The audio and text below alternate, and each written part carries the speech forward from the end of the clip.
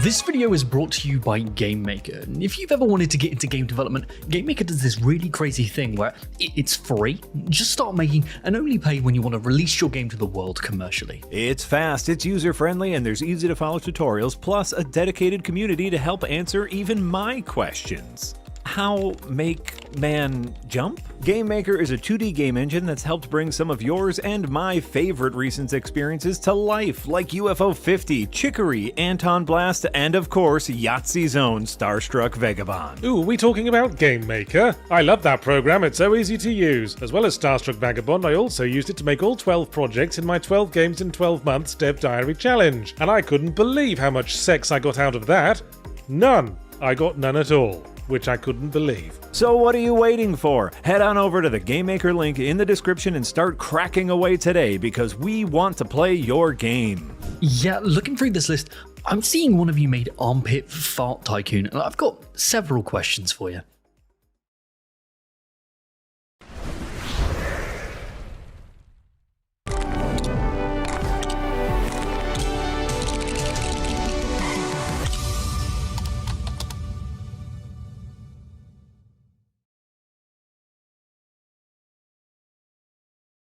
Hello, and welcome to DevHeads, the podcast focused on the ins, outs, and goings on the game development with host experience ranging from indie double to AAA. I'm Jay, your kind of indie rep, and I'm joined by my wonderful co-host, as always, Mikey.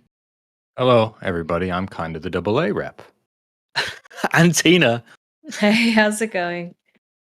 And today we have a wonderful guest that I've been waiting a long time to get on because this subject is so fascinating. We have Lola. Hello, Lola. Hi. How are you? I'm doing great, thanks. For our audience, can you let them know who you are, where you're from, what have you worked on, all that jazz? Okay, hold on. My name Not is in that Lola. order. It's up to you. Well, because it's tough, right? You got to summarize your career in like 10 seconds. I get it. So take a sec. Yeah, I mean, I'm really not good at talking about myself, so That's all right.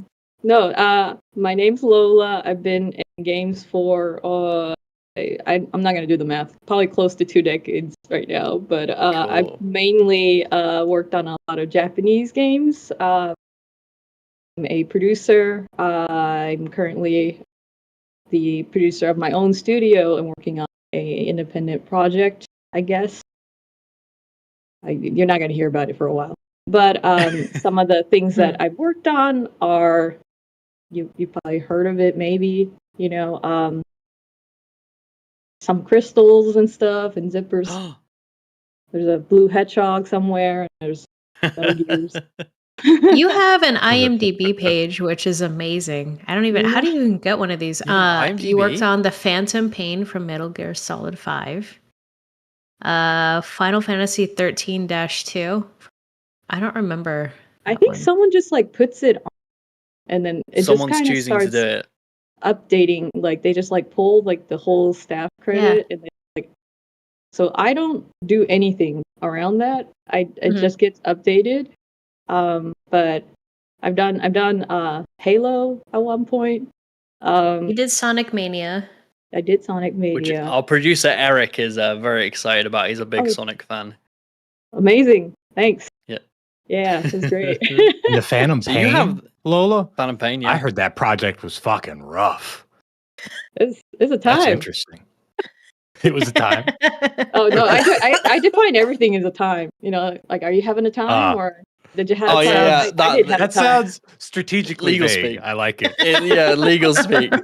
So this conversation that we're going to be having today is very focused on, like I said, something that I've been fascinated with, which is the kind of difference in a lot of ways between Western and Eastern game development, and how the culture can affect how the games are made, and also the outcome of those games being made. And that's why you're such a great guest, because you've had your feet in both fields, right? And you're you're kind of doing the splits over the planet. So what's that, not like that, but what is that like for you? What do you prefer? If you were your gut reaction right now, what would you say you would prefer? I like to jump into Like, yeah, like what do you think? Okay, let's talk about because we talk about a lot about studios being kind of big studios being not. I don't want to use the word toxic. What would be another word we could use? they have a time. Chaotic. Yeah, they're having a time. Chaotic. Okay. Well, Would you say I'll that? give you Yeah. guys an example of like what, so the listeners understand what we're talking about when Okay. Western versus like Asian or Japanese specifically game dev culture and the differences and how they can sort of clash or complement each other. One specific example I can give from personal experience is I worked with an engineer that used to work at Nintendo on a couple Mario games. And she came to the company we were at, and the designers would just say, like, here's an idea I have, and they're kind of spitballing. Nothing was set in stone. And she would just go crazy saying, like, what do you want from me? How do I help you? This doesn't help me understand what to make for you. Yeah. So I think in especially like in American studios, a lot of designers just tend to like go off the cuff, like, hey, this is what I'm thinking today. What toys can you give me from code to let me do this stuff, right? It doesn't necessarily have to ship that way. It may not be stable, but they just want to tinker around. Whereas I think in Japanese game dev, and correct me if I'm wrong, Lola, but in this particular instance, like the designer would already have like documented needs and requirements that won't change after the fact. And they just get what they need from code, and it's sort of more like a service rather than like a trial and error kind of thing. I think you're not wrong in terms of like there'll be like a document, but it wouldn't be like permanent. You know, you can always change. But I think a lot of times I have to come in and kind of bridge the gap of what's normal for some group of folks and then what's normal for the other group of folks. Yeah. And, you know, sometimes there's bias or like, I heard this is, you know, what's the thing in Japan? You know, oh, it must be difficult working. I honestly think there isn't that much difference at the end of the day. You know, there's people that are like very passionate and they'll like, you know, be very heated when they're talking about their section of, you know, the game or whatever. Sometimes it's a little bit, you know, on the go, like you mentioned. But then, you know, I think it'd be discrediting to some studios that are like actually more structured, right? I think it's like the needle kind of point depending on who's running the show, right? Where it's a little bit more structured or organized, or there's a specific process that people follow, and that depends wherever you go, regardless of the country. You know, it doesn't mean, you know, Japan does it better or America does it a certain way. It's really just dependent on who's facilitating And that. scale, right? Because I mean, that yeah, happens in indie teams that I know. There's some are super rigid. They follow their game design document to the T, and they set out to make that thing. And some will spend months experimenting and just seeing what sticks. And they're both valid ways of working. Yeah, and I think it depends. just happens, you know, and what's like what, as in like if that studio is capable or like has that run to do so or freedom, like I think it just ranges. But I think culturally, when you work on a game project in Japan, right, like especially if it's like a more established company, they have, you know, a level of like accountability that they have to like qualify or just like maintain, and there's definitely consequences, so like you can't just do it. And Tina's smiling because she loves hearing me talk about this consequence that you find out, you're gonna find but like it's pretty wide in terms of the consequences depending on what you're talking about. So like if I were to go to any like major company that has, you know, few hundred employees that is funding games, you know, they have most likely have shareholders, and the reporting is pretty, you know, specific. And I think the general audience in Japan, there's definitely people who don't play games, but it is kind of an accepted medium where everybody plays video games. Okay. Where it's kind of like, I read books, I play video games, I I go camping. Like it's like part of the hobby. And what's great about Japan is like they're very embracing hobby culture. So like it's like, oh, that's your thing, cool. Like they won't like really say anything around it, and it's not really categorized as like a children's thing or like a specific. Yeah, it's been like that in the West. Like even when I was younger, there'd be points where family members would be like, "Oh, you're still playing games?" When I was like 8, I'm like, "What?" Like it just viewed as like you said, a children's plaything rather than like, "Oh, one day you'll grow up and stop playing games." I mean, I haven't yet, but yeah, I think there's a little bit of more acknowledgement of like, oh yeah, that's really big. I see the ads because it, some games takes a literal whole city and you're like can't get away from it for a few weeks, Yeah. But like when you start a project in like one of those companies, right? I think in America they call it like the green light process or something like that. I think it's a little bit more structured, especially like I'm very sensitive to fiscal years as a producer. And like I think I keep on thinking, oh yeah, if I say producer, it's like there's a slight nuance difference when I say I'm a producer in a Japanese versus I'm a producer in a game company in America. I feel like because some of the responsibilities or the things that I like focusing on is different. So like this is some of the curious conversation Tina and I had before, where it's like I think some people view producers in like a typical studio sometimes is like, oh, they track schedules, they work in Jira, they ask people to do stuff in Jira, which is kind of like, man, that's a very like a small pie slice for me. I worry about fiscal years, I worry about budget resources, I worry about the timing or the beats that I to publicly share information, which department that I need to kind of facilitate, because that's kind of goes in hand with the resources for the development team and also like supporting development, like localization for one, or like you have to record voice actors, and then the minute like small details are like local laws around publishing globally, stuff like that are all like my responsibility. Wow. I don't do it all. Like especially if you're a bigger company, you have people you can work with. Like I have no idea some of the Chinese laws will affect certain games.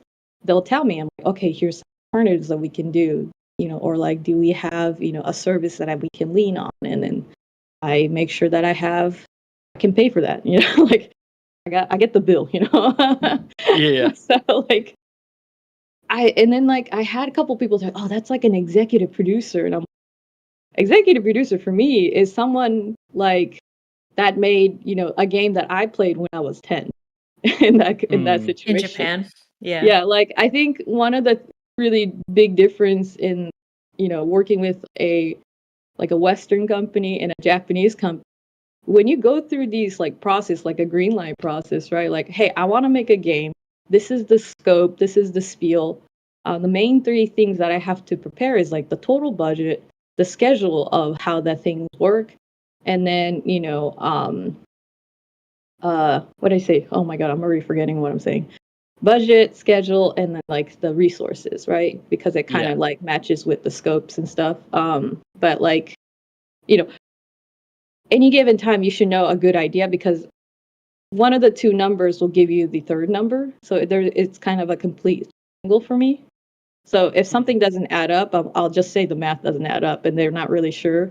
Then it's like you don't know what you're making, so you're not gonna get through the process, And it's very, if I say it that way, it sounds really like rigorous and hard. But then you're talking to people that are like the current president or the guy who signs the checks at like Sega. He made Space Channel 5. Like you can't bullshit your way out of it. Like you know, what I mean? Hey, I Like haven't heard that name in a little while. Shit, that was right, a like Dreamcast game. When did that like come if you go out? to Square Enix, one of the main guys that was like really like high up there, he made Front Mission. I'm like, you're not gonna Fucking bullshit your A. The way first out one? of it. So Wow. what's your Okay. point in saying it sounds like you're talking about bullshit and you're talking about execs? Are you Like saying if that they've he's been there so long you cannot bullshit them? Like their stuff's on lock, or how do like you?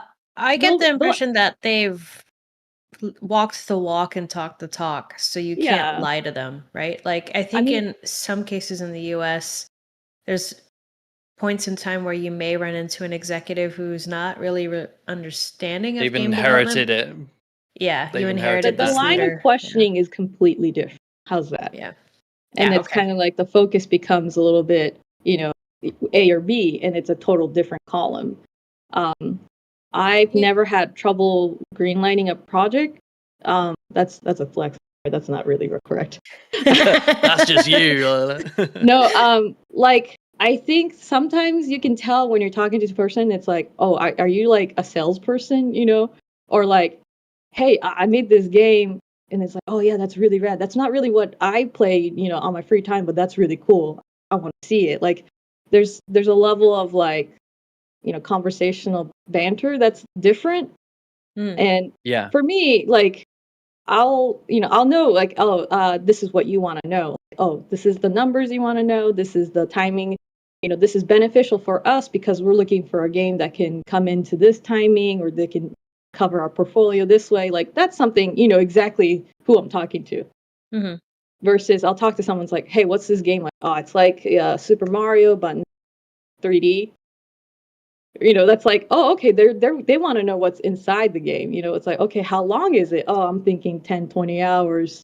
Oh, 30 hours. But the 50% of it is this, and this happens in the 50% point, and this is the turn, or this is the climax, and they'll be like, okay, okay. What's the loop then? You know, it's like very different, right? When you're talking in context. And I think, and you know, in US, I think you're trying to qualify the budget or like the potential of revenue more often, or like, oh, this is more of a sure thing because these guys made this game that made a lot of the headlines. You know, what do you think that would make if we get these team and this team? It's like totally like you're not even talking about the game. You're talking about the people around it, how it like you can put a nice, pretty, you know, wrapping paper and bow around it and call it a product, I guess. And I mean, I don't think it's necessarily bad or good. It's just a different kind of train of thought, right? And then Have you seen that, Tina? Like any of that in the industry in the West? Like, have you seen that kind of Girl. I don't want to call them money men, but Yes. A lot of when you're at the beginning stages of a prototype, I find that a lot of executives that want to see it or check it out or learn more about it are just more about like, okay, well, I don't really give a about the details. Like I don't care about the details of what you're working on or what issues you're going to figure the out or how you're going to market? make this fun. Who are we selling it to, and how many of these can I sell, and how much money am I going to make? That is the question. And when can you get it done? Right? I mean It's more everyone about asks that. marketing. Sure. Yeah. It seems. And then Yeah. when you try to and I've also noticed a difference in like you can tell the leadership's experience in game development pretty quickly when you show them a prototype, because I think people that have been a game dev and reached that level of like leadership know that if they're just looking at gray boxes, like that's fine, right? I can imagine what you're going to do. Whereas I think you know, Joe Schmo, who's never been in game dev before but happens to be the boss of everyone, signed it checks, is like, this doesn't look done. I This don't doesn't know look if I like Call of this. Duty. Yeah. So like their gauge for measuring quality and how good something or fun something is like drastically different. Yeah. I definitely worked with like indie teams that were like, you have to make it perfect and pretty. I'm like, bro, you don't have to do that. Like, I get it. Like, that's waste of time. Like, can you tell me what? And it's like less. I think that it's just like the focal point is very different, and I think I encounter a lot of assumptions of the other side, and then I have to come in and be like, no, you don't have to do that. That's unnecessary. Like, it's like coming into a date and like, yeah, girls need this, right? I'm like, no, that's really not necessary. Please don't do this. No, you don't need to do this. I was just about to add that's something I'm dealing with now, not the date thing. The whole stuff with like indie teams and being like, I'll make this pretty. So I'm making my project currently. I can't go into details, but one of the things is I'm simultaneously working on my mechanical prototype, finalizing that, and also working on the art pipeline and getting the art style done, and I'm doing it all. So they're all in my like bouncing in my head constantly. And because I'm going to be revealing this game to the audience eventually in potentially a few months, my mind is like, I've got to make it pretty. I've got to make it pretty. I've got to do this. And it's a constant battle of my head of being like, what's important right now is getting it mechanically, not functional, but like concise and to the point, rather than being like, you just want a pretty thing to show people. Like, what I want people to be excited about is the mechanics. And that's what I kind of see with like these descriptions to the executives.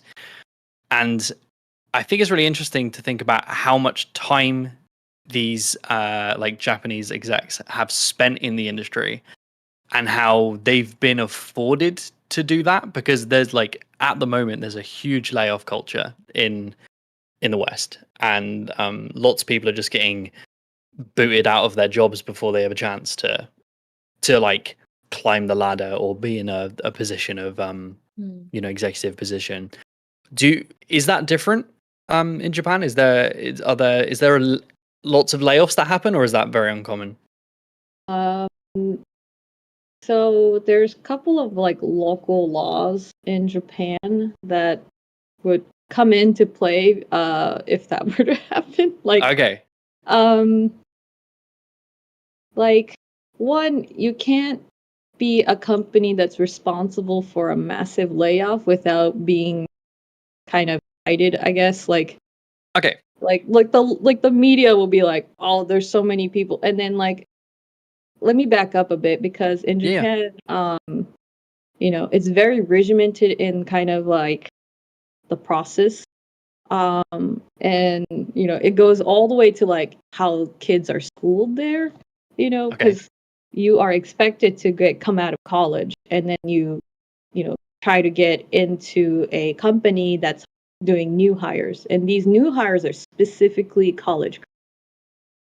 Depending on the budget, you are you're like, I guess, distributed like slots of like, okay, you have this many seats of college graduate you can accept into your department, and it kind of gets divvied out that way. And then there's strong emphasis of like the department trains them, because then that opens up more spaces for them, other people, to kind of grow into other positions.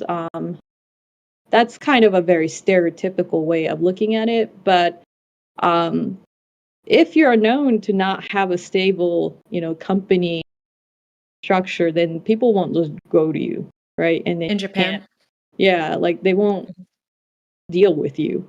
And when I say they don't deal with you, like if you're known to like cut people every year, then the banks won't do business with you. That's bad business for them. So then you like start losing things like structurally necessary for your business. You know what I mean? Yeah. Like people stop working with you. So it's very like, when I say, oh, Japan is a very community or a social company, or like a group of people, like they will talk. Like they might not talk to you in your face, but they will talk among themselves. And that's kind of like, I like to look at it as almost like a union, where it's like there's a little bit of like, oh, people are watching. You are being judged. And sometimes people kind of note that it's like, oh yeah, you're judged for everything you do, or people comment, people are always in your business. Like, that's part of it, right? It's not bad or good at the same time. It's kind of like the culture, because it's a very community-based like country in general. Everybody's really tight, tight space. But so like if you do layoffs, there is a law that like unless like like, oh, I sell wood, like I chop trees and I sell wood, and there was a huge, massive wildfire. There's no wood to sell. My company is actually in the red. I can't do it. Then the government will be like, yeah, that sounds about right. You would be in trouble. Like, Yeah, you would be in trouble. like that like you have to explain yourself. Why are you cutting it? And if it's like personal gain, it's also very like if you have a, I think, commercial like site, not certificate, but like essentially like a commercial permit, right? Like you would get a permit to do any kind of business in any place in America. There's something similar like that, and your name and your public information is posted. So like there's some like privacy thing too, where every person in Japan, is granted privacy. So like you can't just go up to someone and take their picture and post it on the internet. That is actually against the law in Japan. And like the internet providers will take it down and they'll kind of cite you. They can even fine you if you like write some like mean things online and they find out from your IP that you wrote it, they will come and get you. Like there's a levels of like accountability in that way. But like you can't be responsible as like a company owner, right? And have like these like things that it's like they'll know where you live, they know your full name, they know your government. Like Yeah. Whereas like so you here, can't be known as So that person. hypothetical, if there was a company in Japan called AE, just throwing a hypothetical out there. Yeah. And it had a I'm with you. CEO that got like a huge multi-million-dollar bonus, but then in the same year laid off like 500 people. That wouldn't fly in Japan because they have enough money to give to this guy, but I mean, they'll probably see it in some way or form. I wouldn't know exactly what, but like people will talk and be like, you know what, this company, and especially if you're like a shareholder, there's plenty of normal shareholder that's like, you know what, I'm not gonna have a share of this, and they'll just like mass sell it. And then like when it comes to sharehold stuff, like the stocks, like once you sell it, someone else will buy it. So like, what's the in America, what's the consequence of that? I think the consequence, like actual company existing, it might be more, subtle, where like people stop working with you, people stop to say, hey, where do you want to work in video games? Stop saying your name. Maybe that's the extent of it. But like, have you seen that happen to a Japanese company by chance? Where well, people right just now want to nobody stop wants to working be a game developer in Japan. Really? Like, Really? Why? I was like doing a talk with Japanese students. It's like a technical school where they teach kids like CG game design program, and a lot of them, like a majority of them, was like, oh, I'm gonna make avatars for VTubers or like esports. They were focusing Wow. on esports, and then I was like, there was like 3 game designers out of like a whole bunch of, and it's kind of like, oh, maybe I can go outside of Japan because go out of Japan. I was like, damn, okay, this is very odd. And like when I hear Japanese like studio folks, they're like, oh yeah, can't get new hires. I'm like, damn, why? It's like they don't play games. What do you mean? It's like, oh, they're playing mobile games and they're actually playing Call of Duty, or they're not playing that's the wild. See, whatever a game. similar And I'm thing like, here. what are you talking about? I used to teach Like, at a university in England, and there's a similar thing happening there with less applicants, and the focus on what they want to do is different, right?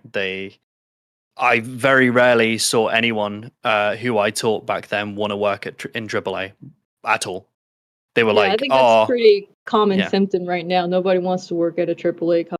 If they want to do a game dev, they feel like ND is, which is, I think, it's a symptom. Like, why is that yeah, happening? Well, maybe we should be really, wake up, yeah." know what's going on. Tina's I mean, I got don't think something it's on a her brain, bad I can thing, see. really, because it's every cause has like, everything that has an action, or like, oh, this is happening in the world. There's always going to be a reaction to it, which in Yeah. this case, oh yeah, maybe it's not really stable. Like, yeah, it may not be. And instead of like going, I'm gonna go into VTuber stuff, or like maybe um, it might be just kind of like we have to provide new like incoming game devs, or just kind of like people who are starting off, opportunities that are a little bit different, and we also have to be flexible. Like you mentioned like AAA, AA development, and it's been pretty traditional funding style, hasn't really changed. There's some elements of like evolving into like, oh, maybe a different kind of model or whatever, but we can be flexible, we can adapt to that. If you don't, then it's just kind of like, well, you're among the same as the old. So Yeah. yeah. I was think, just Googling something that I want to Mm. share real quick. So, in Japan, there's something called the Labor Standard Act, which kind of encourages companies to justify financially why they're going to have big layoffs Yeah. to the government, right? And I don't think that's a thing here in the US. So that's like a big difference too. Yeah, I think the extent you get is like, people publicly talking about it in like oh, that's, I think the extent that people can do as a person to person is like, oh, they stop buying their product, or they just don't acknowledge them. I think that's just like the way that the US is built, I guess. I don't know, like I that's a good don't question. particularly think it's better one way or another. I think it just is a different format. It's different. Yeah. Is there a culture of kind of like consumer boycotting in Japan? Like, if something happens negatively, again, as we've discussed, not many examples, but like have you seen a culture of the consumers deciding not to buy a certain product because of how the company acts? Not naming any names or anything, because I know some things are. I mean, I think it just shows, as a market, because like, when they say like, buy with your wallet, or like, vote with your wallet. Yeah, of vote thing. with your wallet. Yeah. Yeah, like where Japanese people will not buy things if it's not worth the money or something. And it's also like pretty strong when it shows like they bought something and they don't like it, because they'll just flip it. They'll just sell it to the secondhand market. And you see a dozen games that on launch day that they didn't like. You know what I mean? Like, it's very clear. And then that's very bad, public rep of like, oh, maybe that wasn't a good game, and then people won't buy it. Like, it really like comes in, at the end of the day, oh, something didn't do well. And I think, not common, like not always, but like, the margin's not that wide. So it's kind of like, you really don't want to do that kind of like misstep. And again, it comes into like, if you can't maintain that trust, you lose that trust very fast, and I don't really have a very good way of like expressing it like these examples, but like no one's really out there trying to find out, right? Like, Yeah. I think some of it happened. I mean, and if we can't talk about this subject, go, oh, we can't talk about a subject, and then we'll move on. But like some of that happened with Konami and Kojima with the I was thinking about too. the treatment of him, and obviously you know more about this than we do. But I saw a lot of public reaction to that whole situation, and kind of boycotting. I think that's Konami more because of prevalent in the US as like a gaming company, but Konami is not just a gaming company in Japan. They have a lot of gyms. They have a lot of slot machines. Really? They have gyms? Yeah, I didn't know that. machines. But I mean, I mean, I would say that the company has some particular weird like tendencies of like how they manage things, but like, I mean, the company still exists, maybe not as it was, and they probably adapted. And so and so is doing other things. Like, I don't think life is like, like a story where you have like a definitive like consequence, or Of like course. that, like, the dragon came and ate him. Like, I don't know, like, you know what I mean? Like, oh, that's the bad guy and this is the good guy. Like, I don't, like, it's not Yeah. really like that in real life, right? Like, everybody's a person, they got families, they got, bills to pay. Like, Oh everybody yeah, for has one sure. of those. So it's like, to me, sometimes as a story, you want to say, oh yeah, the good guys won, kind of the bad guys were them, and it's not necessarily like that in real life. Pretty much in Yeah. all cases, right? So when you see or read a headline, it's not quite, cut and dry or binary like that. So Yeah. I don't think,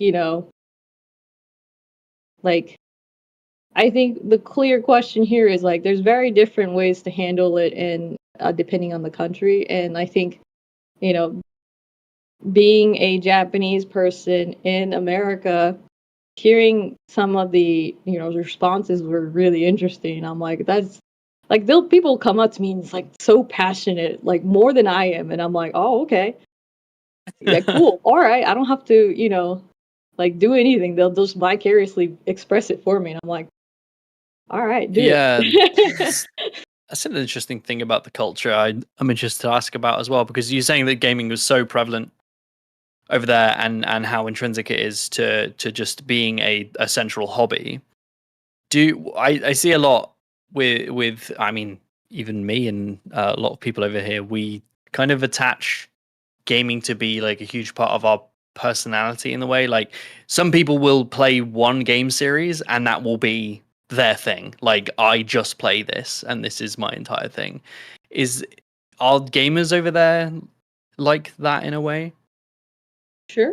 I mean, I think anyone can be completely like, obsessed Absorbed. with, Yeah. yeah, like just like this is my, thing that I want to spend a lot of time with. And like, I think Japanese people are more like that because you've seen people that are like, I've spent my entire life, I've been spending 60 years of my life making teacups. Like, Oh yeah, I that mean, happens in Japan a lot. Yeah. yeah, it's like, it's pretty normal in that Yeah. aspect, right? It's like, I've I mean, made, I respect it. it's like, oh yes, I've been making soba for the last 20 generations. Like, oh, that's pretty consistent. Like, Yeah. well, our Well done. company is 800 years old. Your company's how old? 100? Oh, how quaint. It's like some things that you'll hear, and I'm like, damn, Yeah. how quaint. You're a 100-year-old company. Like, Nintendo's a young company to some people, and I'm like, damn, all right. That's crazy. It's Yeah. absolutely crazy. Yeah, I mean, you got to reach the 500 year to get some real respect. yeah, Oh it's my one of the things. god. Like, Isn't that older America's so than the young. US? Yeah, I remember. I've said this story before. I was with a friend of mine, came from America to visit me in England, and we were driving back from the airport, and he saw a castle on the hill, and he went, "Oh, a castle!" And my mate went, "That castle is older than your entire country." And he was like, "Oh," and it kind of like broke his brain a little bit. It's like, yeah, the history, Mhm. man. Things have happened. Yeah. Who'd have thought? Yeah, it's funny, like, people are like, oh yeah, this is a very, established country, or established company or something that's like only been around for 30, 40 years or something. And it's like, okay.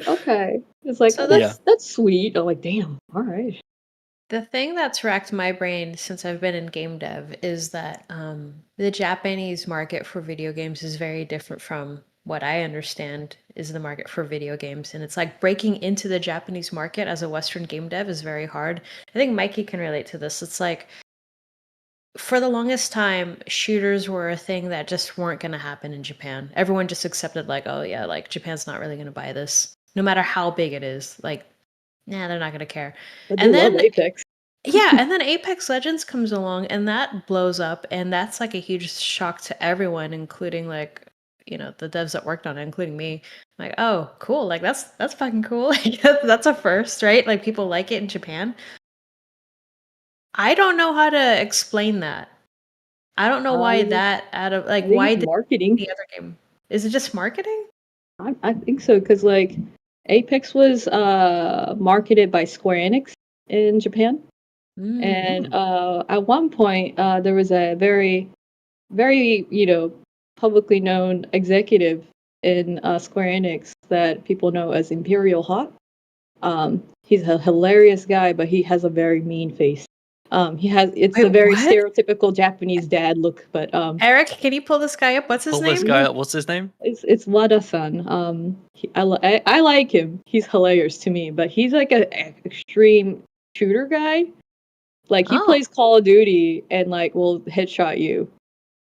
You see what I mean? But the executives play games over there. Yeah. So it's kind of like Huh. I think it might have been him that was like, let's do Apex maybe, and then they had a lot more, I guess marketing, or maybe they had a little bit of more of like, because it is very like rare to see shooters in Japan because a lot of people are sensitive to like 3D Movement. motion sickness. Yeah. And maybe it was just the kind of game that would fit well or something. I mean, people played, shooters in Japan still, but it wasn't maybe mainstream enough, or it wasn't really marketed. What are you laughing about? Oh, he's like, I can't find it. I'm like, it's okay, you don't have to find it. We finally stumped Eric. He couldn't find a thing. But yeah, it's a very old reference. But like, I think this is one of those things where people assume like, oh, people don't play this thing in Japan. It's like, obviously, it's just assumptions, Like I think there's a lot of gamers in Japan that is very into more heavy action stuff. Like there's definitely people who are like, I have an Xbox, but not a PlayStation. In Japan, that's rare for sure. But they exist. They love Halo and Call of Duty or something. Like maybe they want to come over to America and hang out with some bros. I mean, maybe I don't know, but they don't speak English. So that's like a them problem. Yeah. But There's I mean, oh, go ahead. Sorry. like entire markets, right? Like it is different, and also it's very easy to see the difference in the approach to picking genres, right? There's an entire the J in JRPG stands for Japanese, right? Like there's a reason an entire genre has been so connected to an entire culture, because that was so prevalent in like the 90s into the early 2000s, and now people just associate that. We've seen games coming out of Canada that people refer to as JRPGs because they are so tied to that just identity of how they're being made with turn-based and stuff like that. And I think it just comes from like the market around like the 90s or like the 2000s. That was the look, right? That was coming out on PlayStation or something, and like there wasn't really much access to other countries making similar games like that. And if it was a very different type of RPG or a simulated game or something. In my head, it was like I just realized like like consoles are pretty rare in Japan. Like it comes from like I want to ask you guys, do you know your wattage consumption month to month in your house? No, probably a lot. And they really care about that because that's your bill. Really? Like so. At one point, I remember like when like back in the day with like PlayStation 3 and the Wii and like the Xbox 360, people are like, why is the Wii so much better? Like selling so much more. Because the Wii's average wattage consumption was much lower than an Xbox. Wow. And like, they don't want, I mean, Japanese people are very like, I guess, frugal in that way, if they have to be. But it's like, I'm not going to buy a console that's just going to like triple my, electric bill. Like that was like a thing I've heard. I was like, damn, okay. So maybe, like just because it has more, power to, do graphics, right? It wasn't really a benefit for some of the consumers because I don't want to pay a higher electricity bill is like a thing that they thought about. So to see more pixels, yeah. So it's like, if I'm going to play a game, I'm going to pay I'm going to do a more efficient console. And like these days, they don't even do consoles. It's either their phone, at best it was like a portable, right? And now it's like a Switch. Yeah. So that's that's something else that I wanted to ask, which is this is again something I've just heard, so correct me if I'm wrong. But I've heard that the square footage for living is a lot smaller compared to America, so that there's a bigger culture for eating out and also arcades. That's why arcades are still a huge thing there, rather than in England and America, they've died out or become very extremely niche because the in-home entertainment has become so much more prevalent. But in Japan, that's different. So I've heard. I think it's like a partial yes, because like Mm. your apartment size or like a general space that you need in Japan is much smaller, I guess, as like a standard. Like, oh, if you're, 20 something and you're living alone, like a typical studio apartment in America is like more than enough for someone. Like I think, if you go really extreme, like you're talking about rent that's like $100 a month kind of level. Like they are very small. Like I think it's like not even like 70 square feet. Like it's super small. But those are people who are like waking up, going to work, going to school, maybe have time to eat something and then they have like services like konbinis where you can eat, a decent meal for on the cheap that's just kind of like small, whatever. You don't need to have like a whole, plate of servings, whatever. I think it's just like a different approach into lifestyle. But the whole like going out thing, it might be more, because it has a very like Japan has a lot of like trains if you're living in like, Tokyo or like Osaka. And you might hang out at a place before you go home after work. So there's, a drinking like at a izakaya with your coworkers kind of thing is a thing. The arcades, definitely exists, but I think it's kind of gone down a bit because of the COVID thing. But there's a lot of like the crane machine stuffs, and sometimes I'll watch like a YouTube video where this guy is like a pro at it, and like there's people who are professional crane machine guys. It's like so hilarious because then there's crane machines that are like like a raffle. It's like, oh, you might win a prize. Like, oh, you go ahead and win a Apple, iPhone.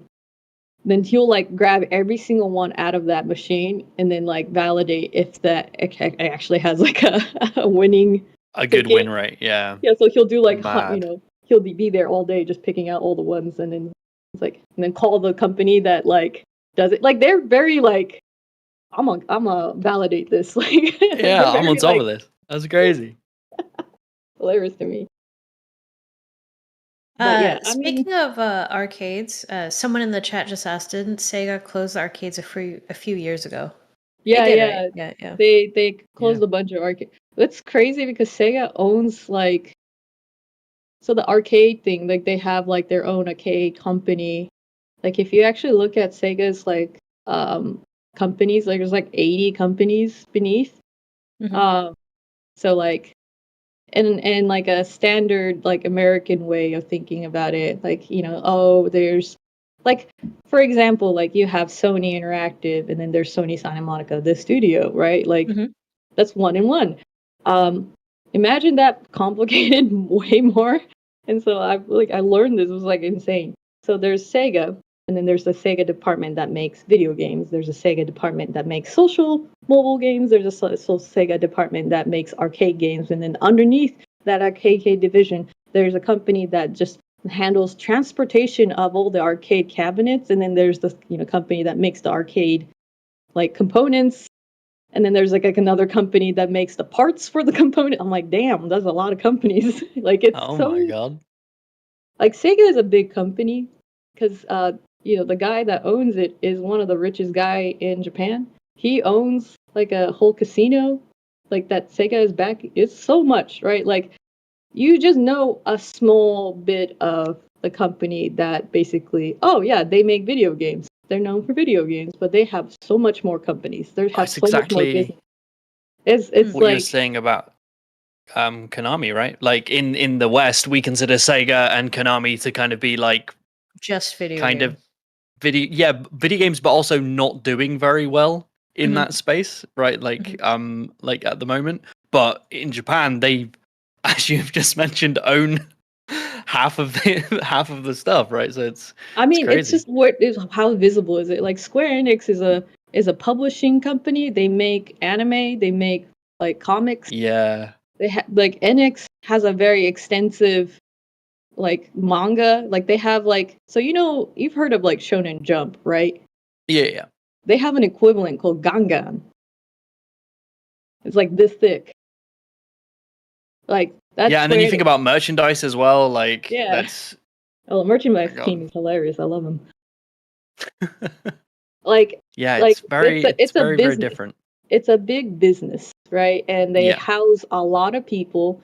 You can't be known to being like, oh yeah, you just threaten the livelihood of several hundred to 1,000 people. Like you're not gonna last long if you keep doing that in Mhm. Japan.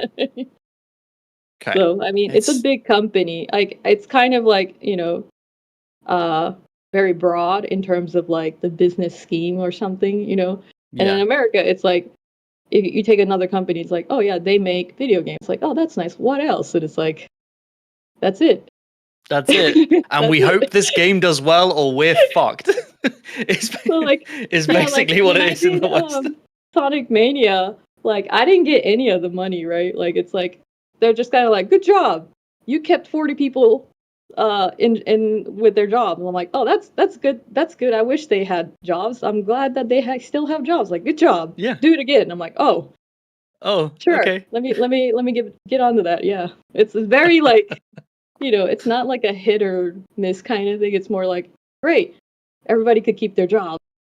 Let's okay. keep going. Yeah, I let's didn't make know that more we were stuff. that dire. Yeah. Like, Are you saying that's a cultural thing? What do you mean? The maintenance that comes out of art, like is that something that was more about that company, or do you feel like Japanese leadership will express that a lot to people, saying, "Oh, what you did is good. We're not going to share the success with you. Keep going." I mean, it's not really individually driven. It's community based, where it's like you, as part of this company, have contributed greatly, and we can, like I think the way that you reap your own contribution is like the end of the year benefits, right? Like the bonuses that come in. It's like Merry Christmas, you get a little bit more in your bonus because you contributed this way. I think that's the kind of like over here people talk about like, do you have stocks? Do you have rev share? And it's kind of like, that's pretty Western way of doing it, I feel like. But the way I've always like worked in Japan is kind of like, or Japanese companies, is just kinda like, good job, you contributed, and then I, get known for like the person that's like, oh yeah, this person can, do stuff. So like, I still like, text a couple of people that I like worked with before, and they go to different places and they're like, oh yeah, this guy, this girl, it's, I think that's more rewarding for me because I'm not like some person that's floating. It's like, no, I did a thing and they can depend on me. Like, I think that's part of what I like to get out of it. Like, it's not really monetary for me, but that, I guess in English or American terms, that's like, oh yeah, this guy, this person will not, I don't need to pay them. It's like that's how it translates, and it's not quite the same nuance. I feel like, I mean, there's definitely people who are like, yeah, I want to get paid, and then, have disposable income. Like that's nice. Everybody wants that. Like that's not going to be a bad thing particularly, but like, there's definitely people who are like, I just want to make something that doesn't suck, and I'm like, oh, okay, yeah, let's not. So It's is Miyamoto not just living it up at the top of like some penthouse in Tokyo? Oh, Like, that's a whole different. He's Kyoto person, right? Yeah. So Kyoto people, it's very like, I don't know if actually Miyamoto was from Kyoto, but like this is from one of my Oshima-san is like OG Sonic team people, and he's from Kyoto. And this is how he explained it to me. People from Kyoto, it is gaudy to flash exuberance. Like you don't want to wear nice clothes, you don't wear you don't drive a nice car, you know, you don't, show off your fucking mansion. Like that's beneath you as a Kyoto person. Like you don't do that. That's what do you call it in English? Where it's just like that's not really chill. Like that's not the look you want. I know exactly what you're trying to say. I also Right. can't get the word. But it's like let's keep it at that. Let's keep it at it's not really chill. Yeah, I like that. It's not the look you want to go for, and like if you do that, people will be like, must be nice that it's a bad look. It's like they'll say some shit that's like, I love Kyoto sass. It's so great. It's like they'll be like, oh, it's nice that you have some, like it's going well for you, and that's a car. It's a very complicated car that you're driving. Good for you. Like it's very like bless your heart kind of like attitude. Yeah. And you do not want to be found like that in Kyoto. So I think Nintendo people, a lot of them are Kyoto people, so they don't really have like luxury in that way. Yeah. I would say they would have luxury in like space within themselves. So like I feel like I heard like Miyamoto-san has like just like an office, and sometimes you'll just walk past his office and he's playing the ook, chilling. Like that's nice, but he gets to focus on like, oh, this would be a nice thing to have a game, or like they're naturally like fun makers, like toy maker kind of vibe, but like I mean I think it's just like part of the culture of like definitely so there's some people in games where it's like, oh, I have a house next to the beach, I'm driving these classic muscle cars, or like I have a house in this island, or like I'm going to Ibiza, I don't know, like, and like, oh, I have like a jet that I can ride on, or it's like, that's not what you would see from the people in that area in Japan. Like, that's just kind of too much. So like, I think this is complete culture clash in that aspect. And like, I feel like for me personally, it's like, if I can not worry about making my bills, month to month, year to year, and I get to work on a game with people I like, that's a pretty good life. You're winning, right? I could eat whatever I want. It's not like, oh, I can't eat for a week if I eat this thing. It's like, no, I'm all right. I'm comfortable. I'm not, I'm not sleeping in the rain. Like, that's all good. Yeah. Like, and as long as that's maintained, then it's a pretty good life, and maybe I could afford going on a vacation sometime. Like that's probably what most people want in Japan. Yeah, is like, maybe I have security to have this, or start a family, or like. So you're saying that Miyamoto will never be on stage announcing a new Nintendo product with a Rolex, some expensive ass shades, some leather pants. I don't think so. I mean, they out might to the dress him nines up with gold chains. That's not gonna happen. I don't think it would be like designer, bling. I'm sad. I'm imagining him like trying to keep the Rolex in frame during the entire announcement. Yeah, just like. And there's like there's camera shifts, so he's like looking for where the camera is, and he rotates over there like this and keeps talking. Exactly. He's trying to blind people with the reflection of it. Yeah, he's trying to hit the light. Like a generational thing too. How dare you look at me? Because like people like around who's in their 50s, that's like game dev. Like I've heard one guy's like, people in my generation don't talk about the success of the games I worked on. It's another game that it did. I'll take responsibility for the impact if it's negative or positive, but besides that, it's just a game that I made, and I'll make another one. And it's like, damn, all right, that's cool, dude. Yeah, responsibility is one of those things as well that we don't really see in the West, and we've seen come out of the East, in the sense of, like Tina suggested, this make-believe company AE with the multi-million bonuses while firing a bunch of people. Correct me if I'm wrong, chat, or anyone who actually knows the facts, because it's just a vague memory I have. Didn't the head of Nintendo take a pay cut? Yes, so people didn't have to get laid off? Yes. While the Wii U was floundering? Yes. That was a thing. And I thought as that it was all like CEOs the law should. that kind of encouraged that, but I guess that wasn't a law enforced thing. He just did it. So no, that is twice a law apparently. enforcement. It did it twice. Okay. It is expected by the law. Oh, it is that a CEO takes a pay Like, cut before so like laying you off said, people. remember we said how like unless Mhm. there's a significant reason why the company isn't able to maintain their, I guess, business overhead, right? Like their business costs. That's why you'll be kind of in the red for the business. Um, the alternate way to deal with that is like you have to cut your resources, right? So most of the time it's like, oh, I got to cut my overhead, I got to cut the bonuses, I got to cut whatever and extra costs that I plan for the next coming year or something like that.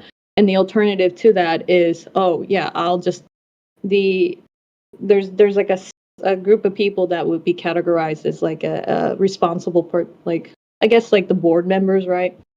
Mhm. They're salaried or something. I'm not really quite sure exactly the bracket, but someone like Iwata-san, right, would have to take a pay cut of like either a certain percent to 0%, and that's how you would make the difference, and that's Okay. like written in the law somewhere as a Hmm. sub thing where if you do not want to lay off people, you can do that. And I don't think Man, it's that should be here. I think how much stuff would change if like Bobby Kotick had to take pay cuts for anything. May his yacht forever float. Yachts, plural. That was very Kyoto Japanese of you, Tina. Dude, Bless your heart. I wish there's a better way for me to talk about like Kyoto Sass because it's kind of like It sounds great. it's just pat. It's so great. I love it. I'm like always like in the corner just eating popcorn. Kind of like, Yeah. yes, It seems very similar to English as well. Like banter. I very rarely. It's banter, but also like you do it passively, not necessarily passive aggressive, but it's like it's very like you're making a nice comment, but you're doing it in a way that you're like, Yeah. and then you move on. So I love it because it's like in Japan it's like a very noted thing where like, oh, Kyoto people are so stuck up or something. It's like, and they'll be like, no, we're just being humble. Like it's we're old folks that just living on tradition, and it's nice that you have trends. Damn. yeah. It's like it My kind of God. wrote That so good. Itagaki game dev that was pretty flashy with like all the like Oh, like like metal like yeah. gangster Nagoshi-san looking. is great. One of them is so great. Nagoshi-san He's not is from like a Kyoto, right? Safe to say. I don't know. Like Itagaki-san for sure was like a marketing thing. So they dressed him up. Really? Yeah, like a lot of the Look like a rock star? yeah, he was like dressed up. I remember he was like a normal guy and they put a bunch of stuff on him and he just maintained the look. Cuz it's very, Wow.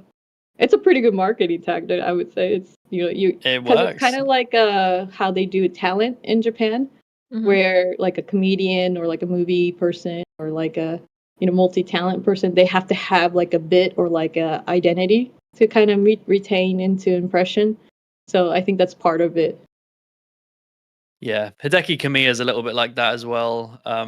With a little bit of the, the sunglasses and the flashy clothes and the, I mean, his thing's just become being. I love him being rude online to people, being rude to him, which is great.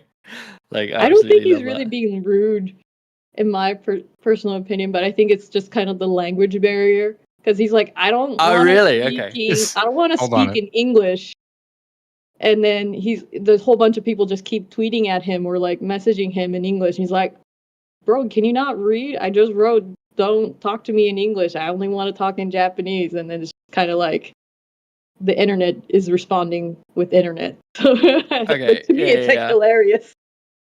That's awesome. Should we read some of the questions? Yeah. So what we're gonna do is go through some of the super chats, guys. If you have any questions, I mean, if you want to throw us a super chat, hey, go for it. We're supported by you guys. So if you want to support the show, go for it. But if not, just chuck a question in, and we'll answer some questions. So let's have a look. Do you have them up, Tina? Yeah, I do. Yeah, go The for it. first one is just a comment that says Ludo. Oh wait, let me get Ludo. Yeah. Raging Hibiscus donated $10 with an A in front of it. What is that? I'm sorry, I Us don't know. Australian. Oh, You know where Aussie your bucks. partner's from? Yeah. Bluey bucks, Aussie bucks. They said, I don't get to see this live often. Oh, hi. Thanks for being here. It's Ludo. So first, Second Wind is inspiring to me every day. Thank you. And on topic, I feel a shift to a new paradigm of work. Small teams, tight focus, big impact, worker owned. Mm. Yeah. The problem is like it's so hard to get that set up, right? Like, Mhm. oh yeah, Easier said worker than owned is great. Worker owned is great. Having your especially your indie project be successful to support a small team is absolutely fantastic. But the chances of that happening from a team that isn't pre-established or from talent that have already been in the industry is very, very rare, especially Yeah. considering there's so many devs trying to do it. So, you know, when I was teaching at the university, people being like, should I go into indie or AAA or AA? What should I do? It's a tough question to answer, because if you want to get valuable experience and hopefully climb a ladder, going into double or triple is really good. But the best outcome is making an indie game and having it succeed. But you could destroy your career effectively by trying to do that straight out the bat. So it's a tough one for sure. I think it's Andy, in go ahead. Oh, sorry. No, go ahead. No, it was just kind of interesting because like in Japan, like it's very common to go in like a established company for like a few years, and then once you are experienced enough, then you are expected to go independent. Like that's not just game companies, it's like every industry. Like you could be a hairdresser at someone's salon and you've been there for a long time. Like there'll be a thing is like, well, you're old now, you know what to do. Get out, go make your own company. Let me like that's like a thing. And I'm like, oh, Treatment of juniors is very different. Oh yeah, they want to hire new people. I don't know if they get like any like governmental things. I know like some places like have that, right? Like there's grants in Canada, right, for the media thing, but I don't know if in Japan they have that, but it is like a thing where they are expected to hire new hires. But the whole like go indie is like if you're if you've been in the game industry for long enough, that's like, why not have your own company? Why are you still working here? It's like, can be said. Maybe it's just comfortable. Maybe you're part of the company. Maybe it's just kind of like, oh, you never got around to, or you just don't know how to run a business. Like, it could be a lot of things. Yeah, it's tough, isn't it? Because game dev is such a unique position to be like, okay, let's use hairdressing as an example. If you want to break out and you've been a new hire for X amount of time, and it's like, okay, it's time to go independent and start my own thing. There's like studio space you'll need to hire out, maybe extra staff or whatever. There's a certain amount of costs, but for game dev, because of the time investment and usually the amount of people it takes to make them, the startup costs are like way higher, and you need to basically try and get investment or already have a pre-established job that you can work on it in free time. I mean, it's both not those things are uncommon really for hard them to do. to contract the place that you work at. Okay. So like they'll be like, oh, you want to help me do this thing? It's like, oh, I'm going to go independent. I'll do the work still, because then it's like a win-win, because like the company doesn't have to replace you immediately. And then you get paid, a certain amount, and then get the job done. Like, I guess, like if you think of it that way, like Sakurai is not a Nintendo employee. He's a independent developer. Yeah, that they just happens to work with Nintendo and Bandai Namco to make a little game called Smash. Yeah. Smash Okay, Brothers? that's an interesting God way damn. of thinking about it. It's nothing. It's a tiny game. Crazy. I've never game. heard of it. Yeah. But it's got no recognizable characters Like he's been whatsoever. independent since, I don't know, actually. I think Smash was still independent with him because he made Sora. Like almost all of these like named developers gone independent, like, right? So like interesting. like It just don't like they make they're you see them as names, but like they're actual companies. Like oh, Amano is like an independent illustrator, but Nobuo Uematsu, right? His music, he's been independent since what? When was Blue Dragon?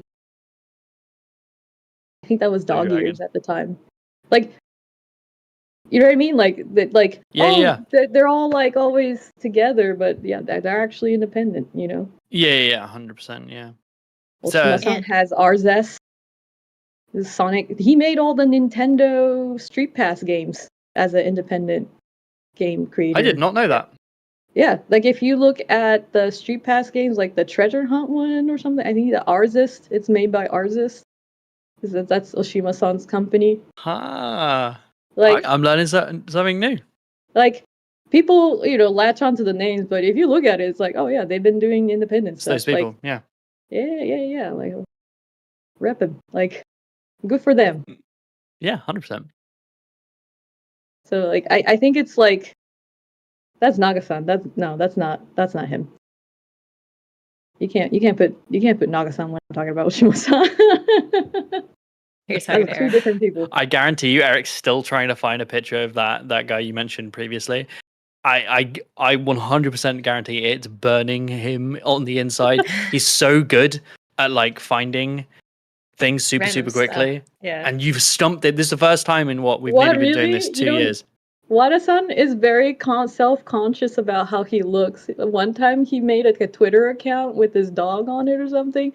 And then it's like, Wada-san, why don't you put your face on? And then he's like, no, because then people are going to say that I look ugly. And that's what he said on public. Like, and then, like, I think back in the day when Kotaku was a thing, like, every time there was a Square Enix news, they would just hit up, they would just use the tag Imperial Hot.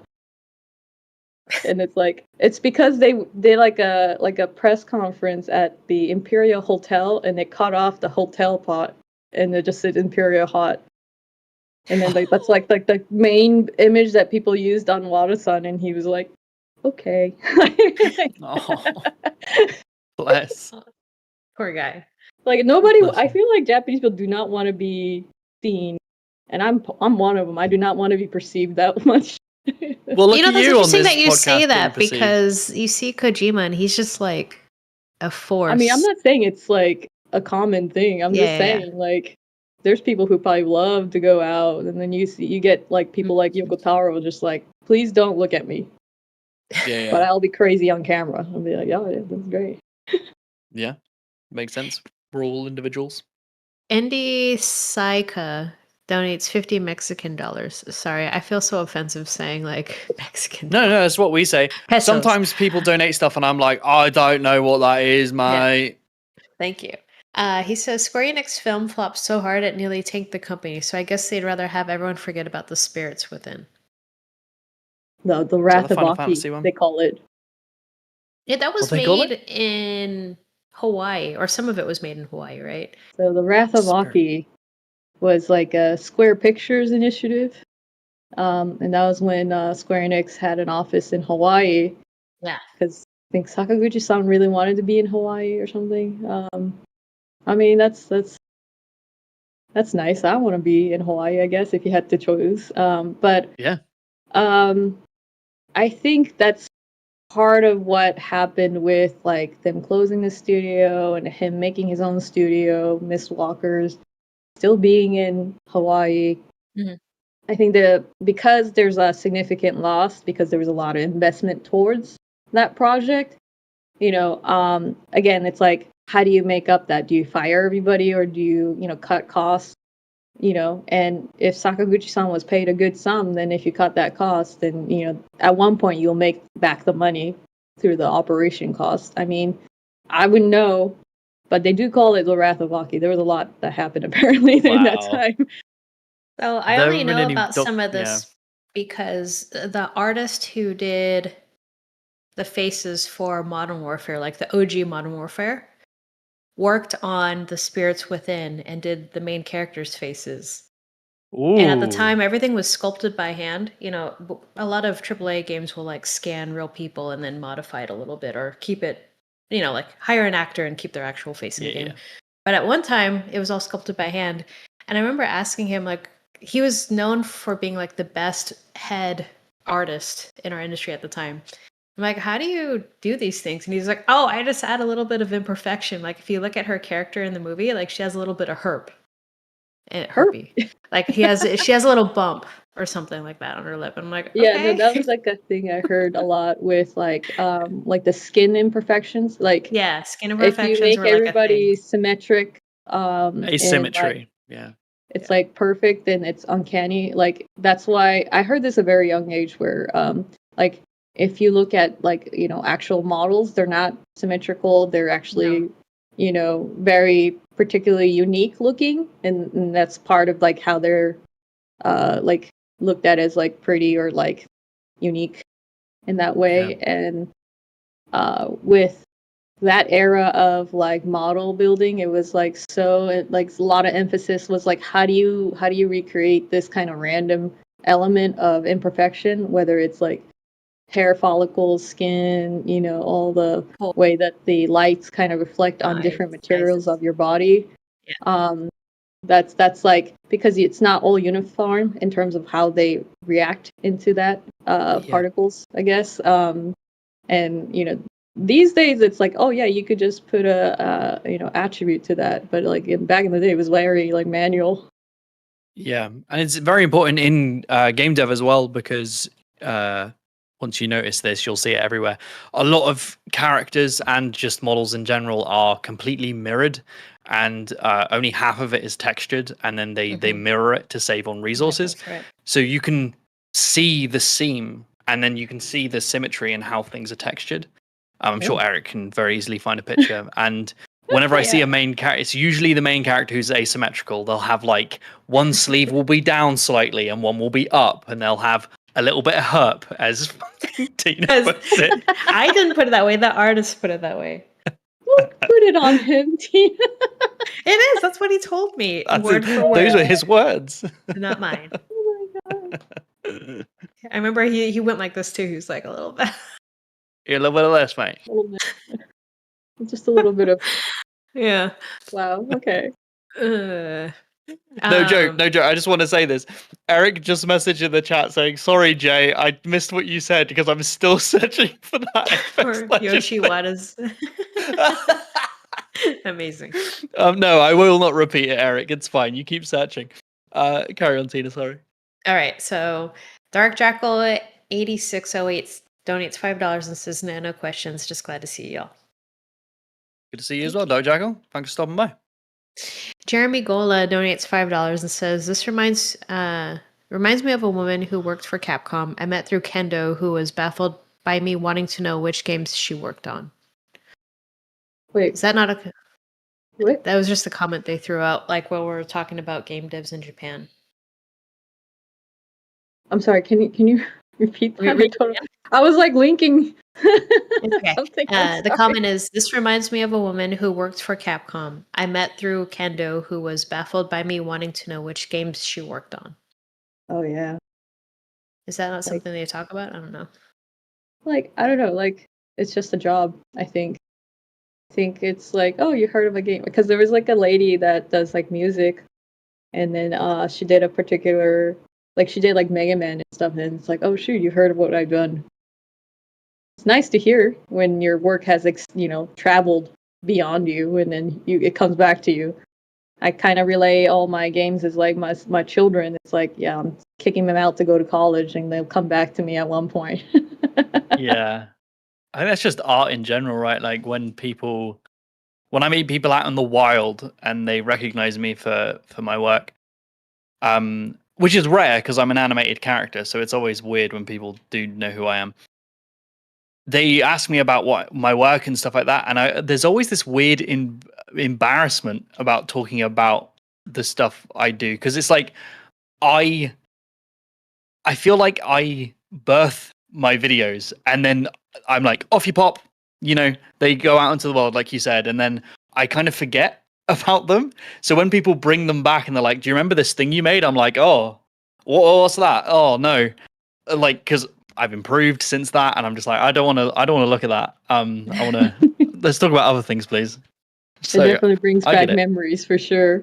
Yeah, it's When I'm having a ones that really you've pushed bad back. day, I'll look at a video from the Comic-Con that Sonic Mania was like announced, and there's just like people just screaming at the top of their lung. They're just like going Aw. ballistic, and I'm like, yeah, that guy's having it.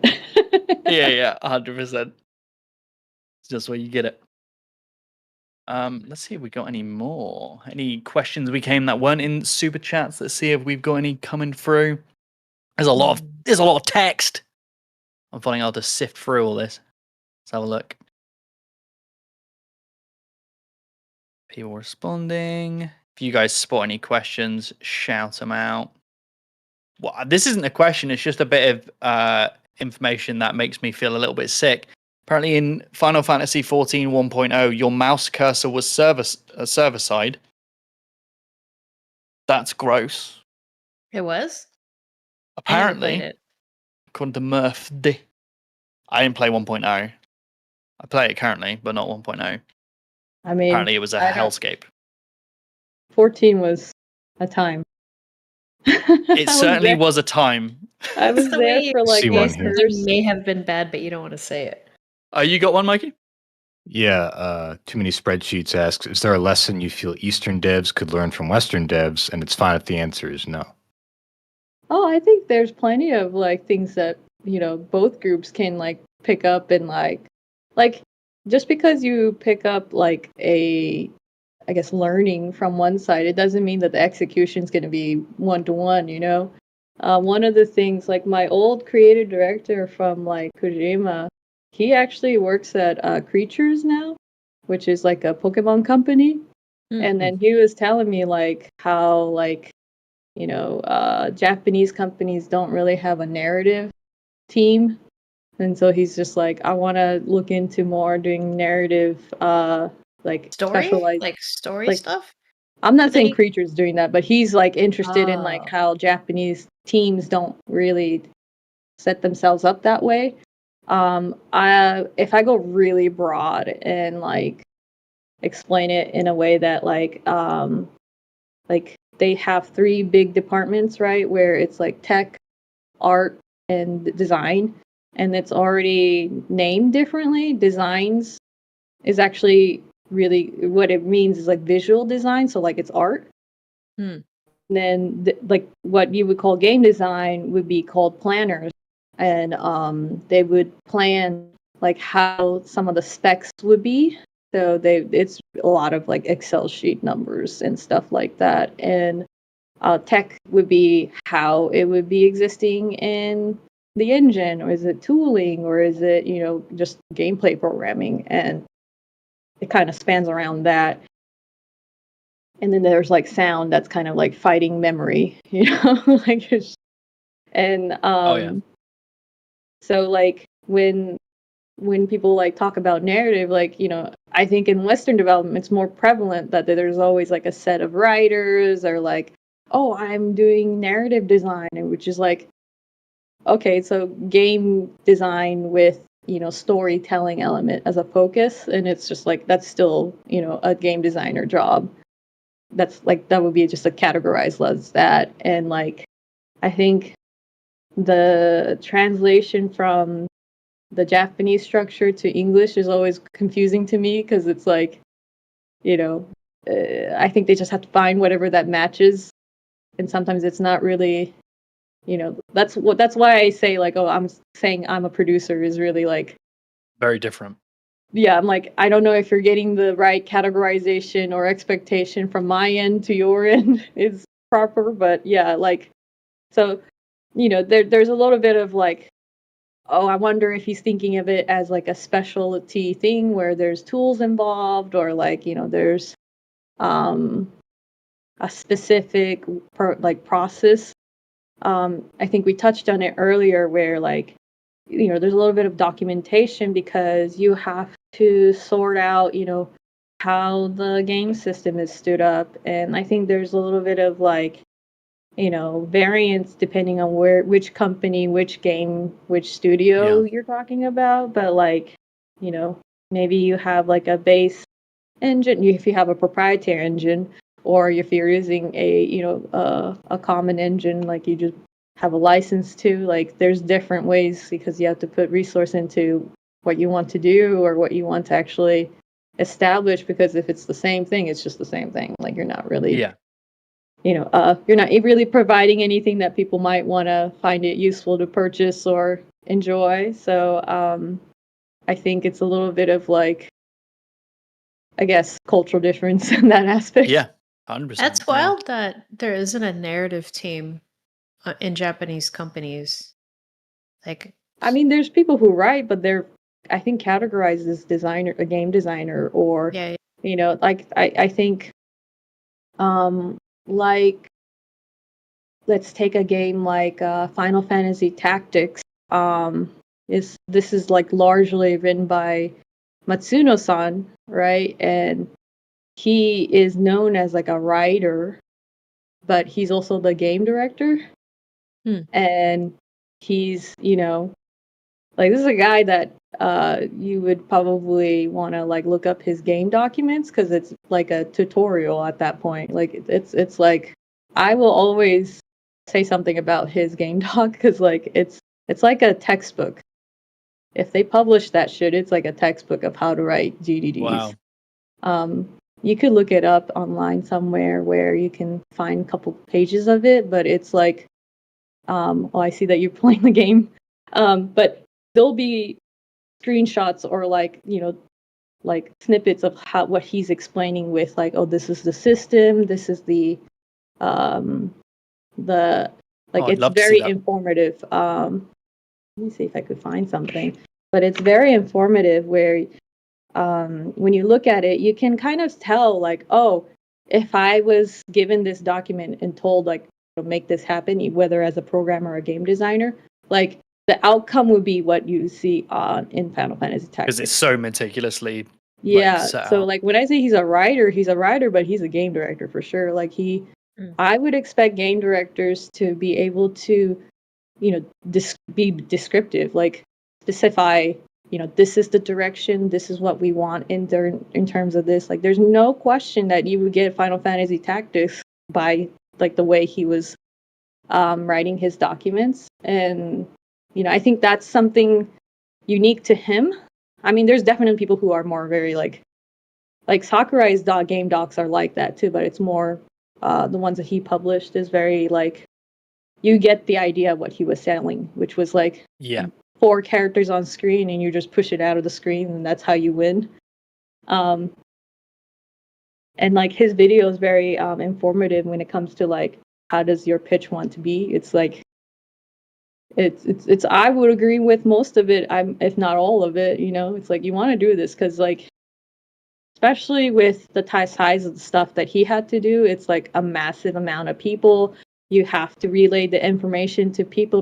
You don't want to be too vague. You don't want to be too long-winded. It has to be concise and clear. Yeah. Like, those are really good elements to maintain, whether you're like the game director or just a contributor. It's like a good thing to have in game dev. Yeah, for sure. That was like what we were talking about at the beginning with the ideas between different levels of planning, and like what you're describing, and correct me if I'm wrong, is just like more of, like you said, here's the game design document.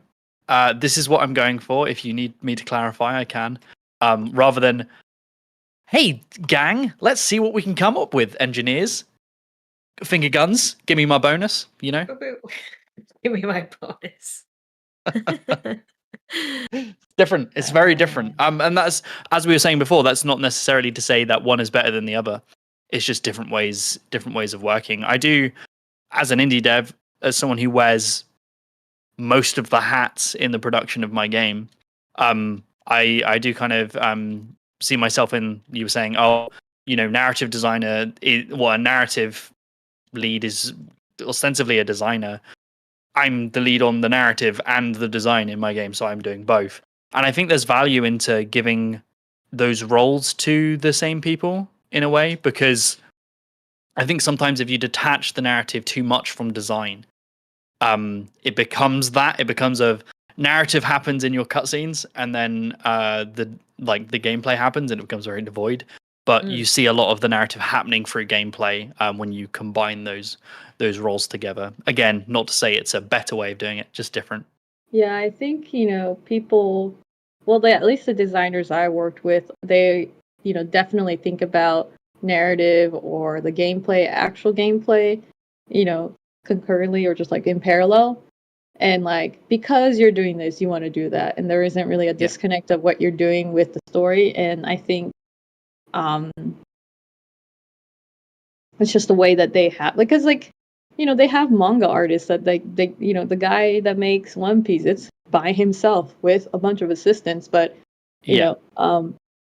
it's very commonly understood. It's like, oh no, it's coming from, you have to make the world, you have to make, the narrative of like the word, the pacing, everything, you have to draw it out. Like, I think it's kind of similar to that in games where like you have to think of everything, right? And then you have help in execution with various groups of people at that point. But like, I don't know, like, I guess it's just a different way. And the way I sometimes like wonder, because like Japan hears so much about like AAA or something like that, where like I guess if you categorize me, I worked at pretty big companies. But I don't think I've ever heard any of the Japanese folks kind of refer to themselves as AAA, because I myself don't actually understand the categorization. And then Well, it's always been a thing we've struggled with, the categorization of it. And I also think it's interesting how you described indie from a Japanese perspective, because it's very different to what I would describe as independent. Independent, I think it would usually mean detached from major publishers and independently made and then released. I mean, we've done entire podcasts on discussing the logistics of indie, double, AAA, and we've never come to a conclusion, because it's I think not. It's just like a marketing term at that point, right? Like, of like size and budget. Yeah, so I don't really know, but like,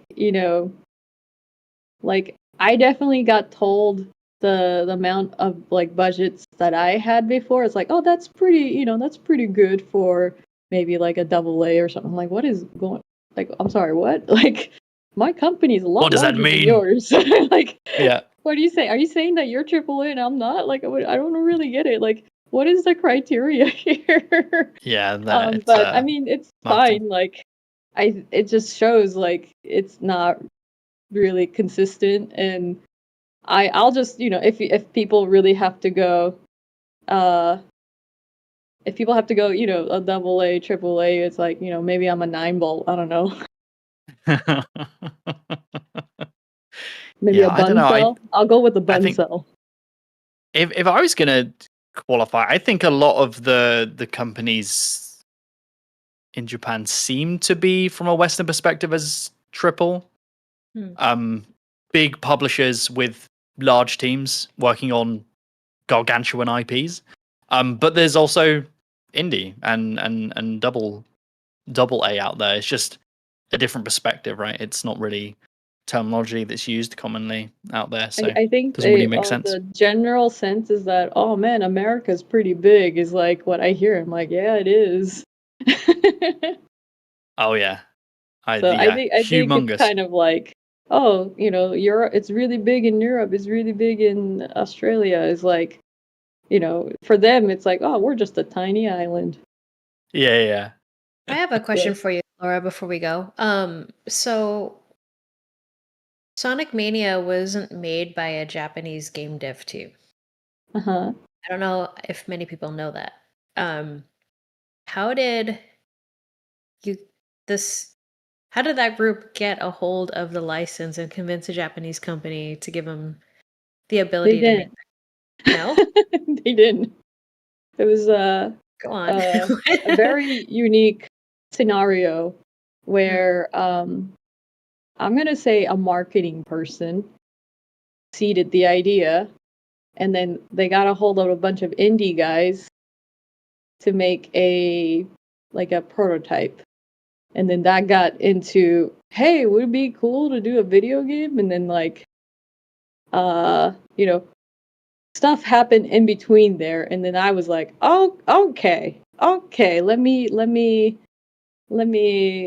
help. I'm gonna say that. But it's not like untrue with like, oh, it is a very not Japanese team driven game, right? Mm-hmm. But it is in collaboration with Sonic Team. Essentially at the time there was 2 producers at Sega. There was a producer that did the Japanese game, and then there was a producer that did everyone else, and that was me. Mm-hmm. Just just Japan and other countries. Yeah, Japan and friends. And Japan and everything else. But all the others. For me, it was like trying to get indie folks that had never worked in like a production working with a publisher kind of thing. So there's a little bit of gap to kind of jump, and then me being the way I am, saying shit and probably getting in trouble for it, like telling people like that's not gonna work, that's really not gonna work, that's not how they do it, because this people will not know what you're talking about. Like let's meet in the middle, and then kind of threading the needle on my end of like fighting with people internally and fighting with people on the team. I say fighting, but it's more just like telling it what it is, where it's like, look, we got to do this, or like, you're not going to get through the next phase of your production. And at the end of it, it's like, it's a very talented group of people. And, they have their own studio right now called Evening Star, and they're making a game. Like, there's things that you learn, and if you don't actually grow from it, that's one thing, right? Just because you're indie doesn't mean you can't, adopt things or like be as good as a normal studio or other, like there's learned, techniques or processes like out there. Like games are not that young anymore, right? It's been around for a while now. Like, and there's processes that the Japanese folks kind of like reiterate, like they iterate, but it's still largely the same, right? This works.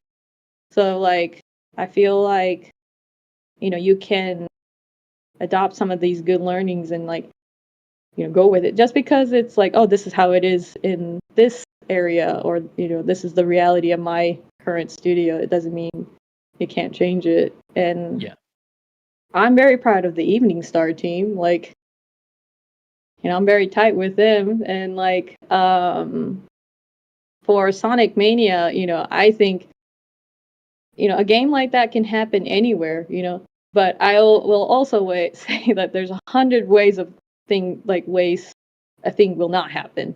I just literally made it across the finish line just barely, because I was not sleeping at that time. I was like waking up every few hours because I was working with every country. Oh my god, I didn't think about that. Yeah, I was like waking up for like Europe, and then they were like, oh, isn't it really late for her? Like, nah, it's only 4 a.m. Yeah, that's good. Yeah, don't worry about it. Don't worry about it. Wow. That sounds crazy. Like you said at the beginning, it's sounds like producing in Japan seems like a lot of spinning plates. Lots of producing anywhere.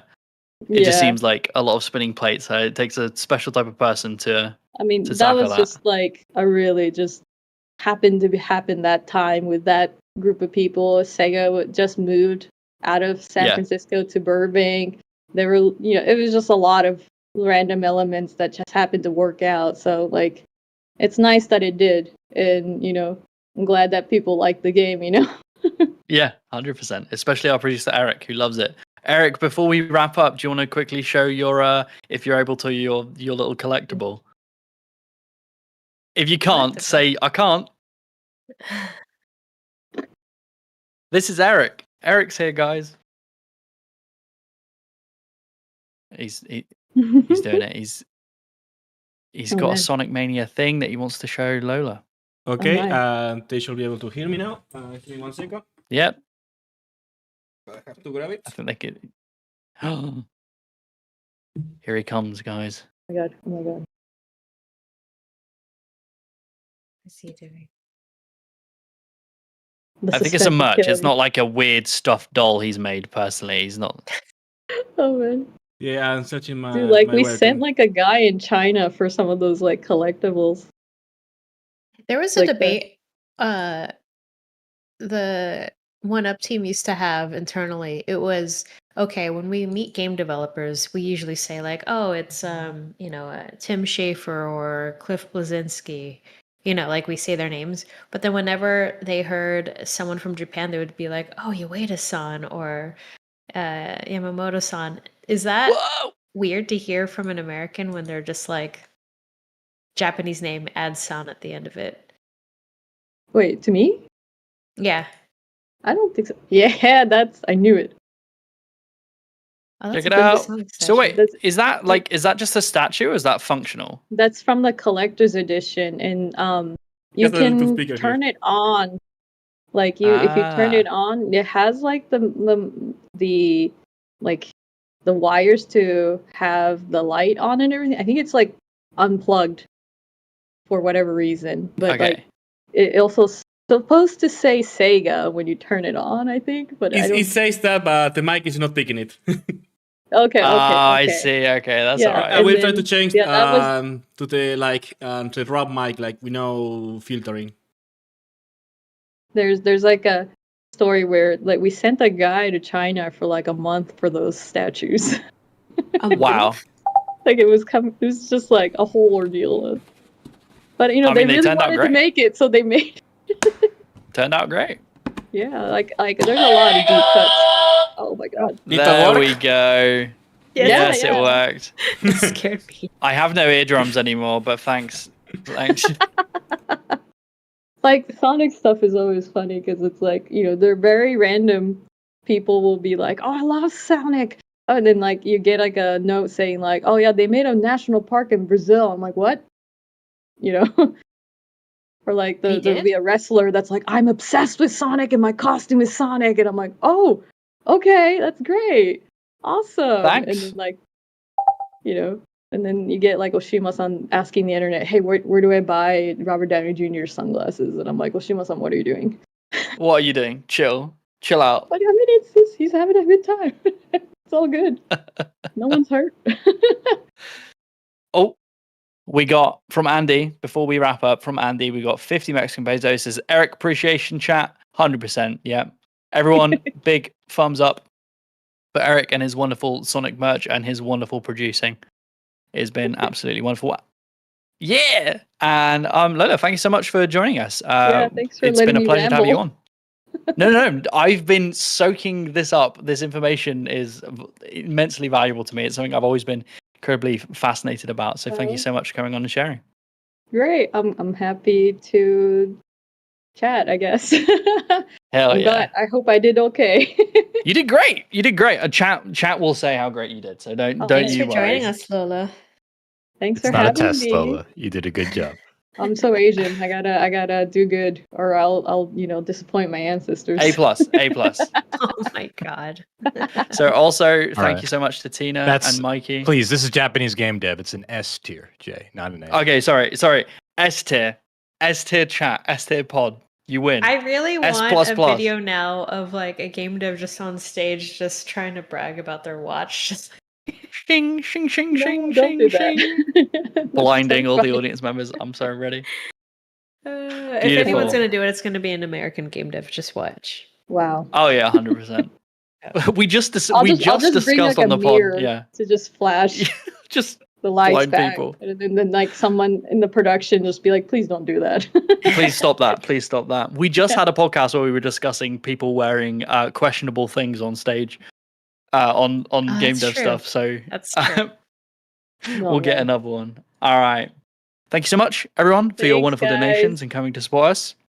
Really appreciate you. Once again, before we go, this show is supported by your wonderful support on Patreon. So if you enjoy watching, get your ass over there. Have a look at all the things we're offering. We've got exclusive videos, and some real cool goodies coming. I mentioned this before, but if you want to find out what my game is, that's where you're going to see it first. So get your booty over there. And on that note, bye. Bye.